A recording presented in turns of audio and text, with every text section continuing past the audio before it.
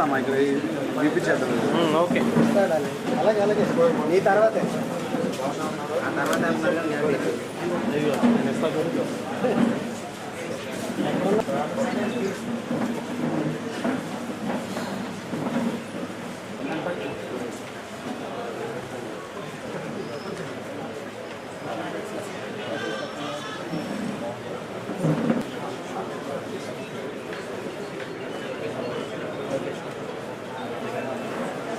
స్పీడ్గా పదండి.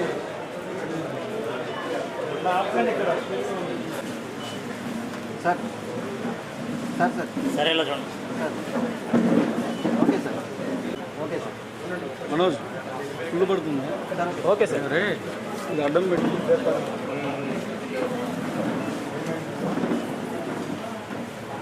ఎంపీ గారు ఓకే సార్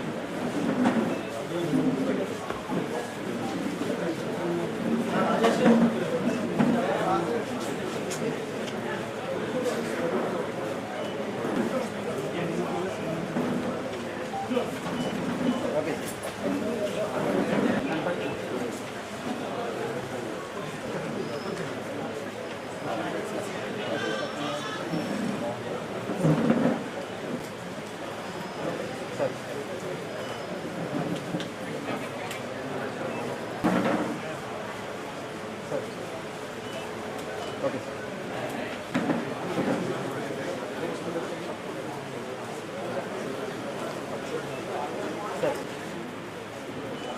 ఓకే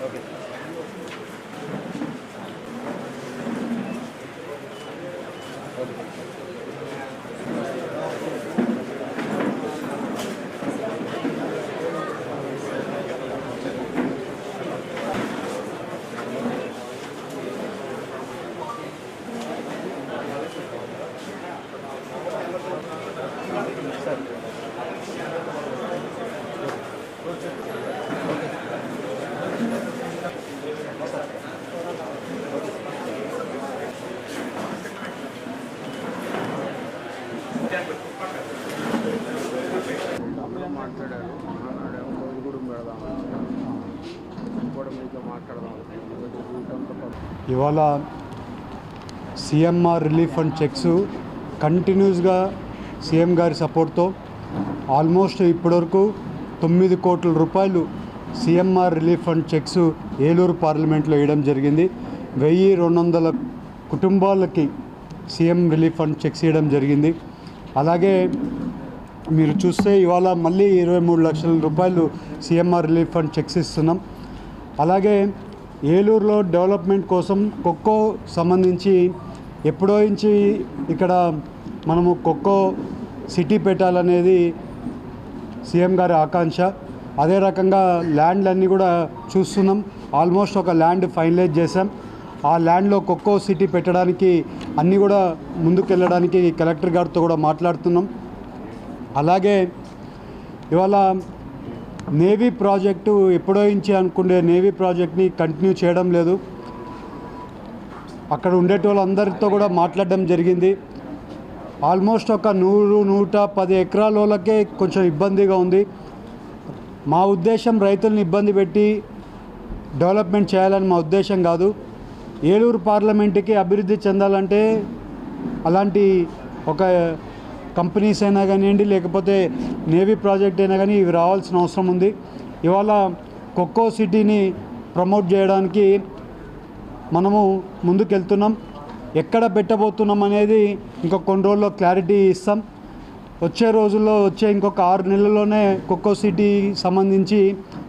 సిటీకి సంబంధించి క్లారిటీ ఇస్తామని కూడా మీ అందరికీ తెలుపుతున్నాం.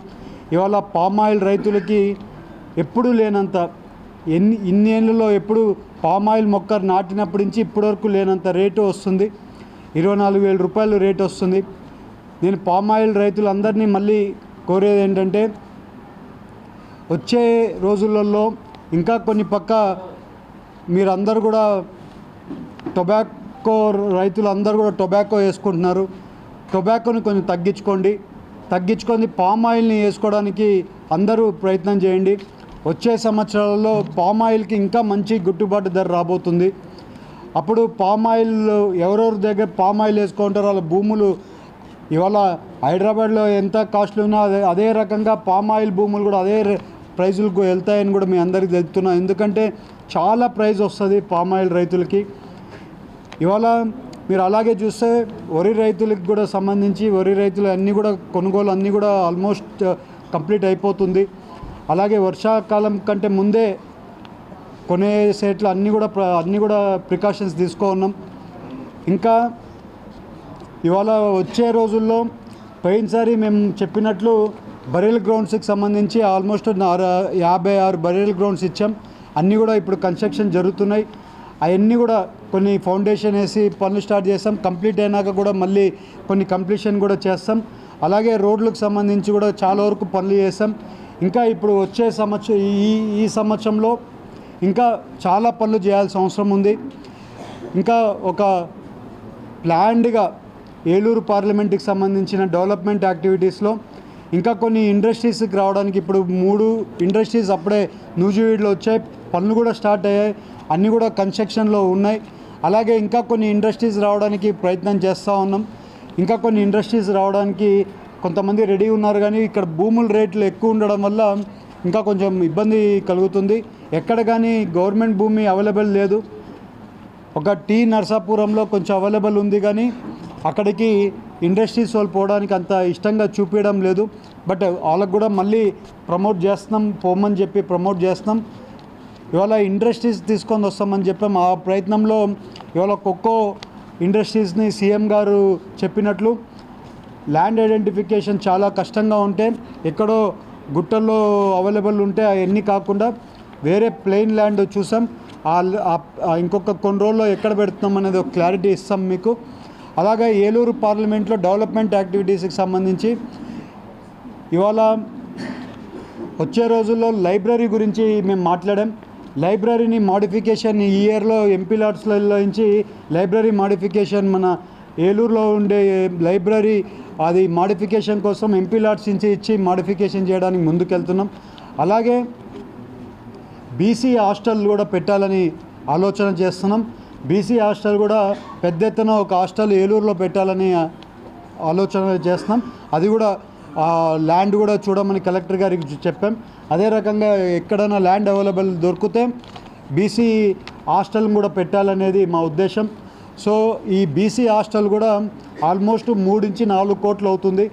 అందరూ కొంతమంది ఎంపీలను అందరినీ అడిగి కొంచెం ఫండింగ్ అడిగి నా ఒక్క నిధులతోనే టోటల్గా చేయలేం కాబట్టి కొంతమంది ఎంపీలతో కూడా మాట్లాడి వాళ్ళు కూడా నిధులు కేటాయిస్తామని చెప్పారు. ఆ నిధులు కేటాయిస్తే ల్యాండ్ ఏమైనా దొరికితే అది కూడా చేస్తాం. ఎప్పుడో నుంచి ఉండే నయా బ్రాహ్మణ్ ల్యాండ్ కోసం ప్రయత్నం చేస్తున్నాం గవర్నమెంట్లో.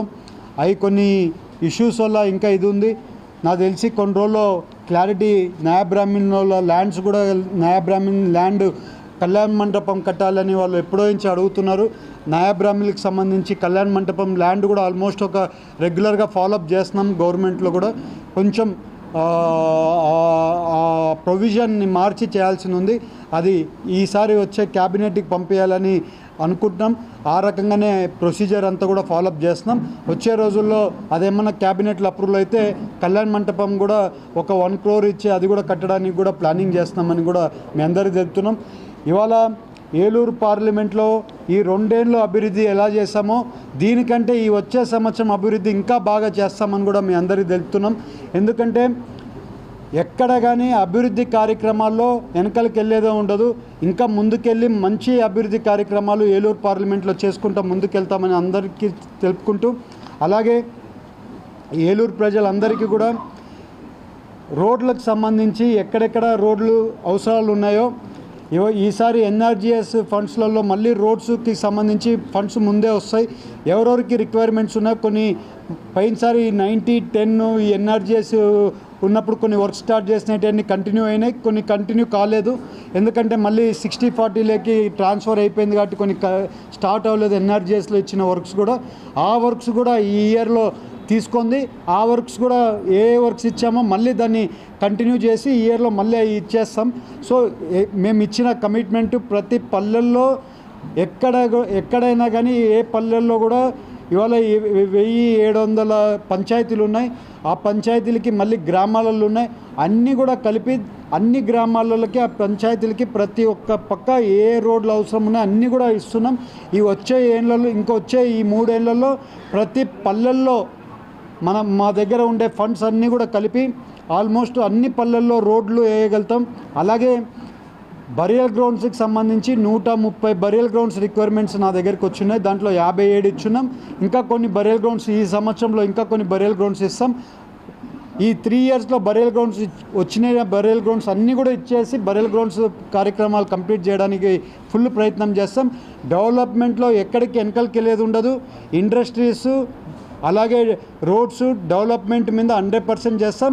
అలాగే రైతులకి సమస్యలు అన్నీ కూడా ప్రతి ఒక్క రోజు ఏ సమస్యలు నా దగ్గరికి వస్తున్నా కూడా ఇది చేస్తున్నాం. అలాగే గ్రీవియన్సెస్ సంబంధించి ప్రతి ఒక్క రోజు మా ఆఫీసు ఎప్పుడు ఓపెన్గా ఉంటుంది. ఎలాంటి పని ఉన్నా కూడా చేసిస్తున్నాం. ఇంకా వచ్చే రోజుల్లో ఇంకా ప్లాన్డ్గా ఇంకా కొన్ని పనులు చేయాల్సినవి చాలా ఉన్నాయి. అవన్నీ కూడా స్టెప్ బై స్టెప్ చేసుకుంటూ వెళ్తాం. ప్రతి పల్లెల్లో మా మార్కు మేము చేసిన పని ప్రతి పల్లెల్లో ఉండాలనేది మా ఆకాంక్ష. అదే రకంగా పనిచేస్తామని కూడా మీ అందరికీ తెలుపుతూ అందరికీ కూడా నమస్కారాలు.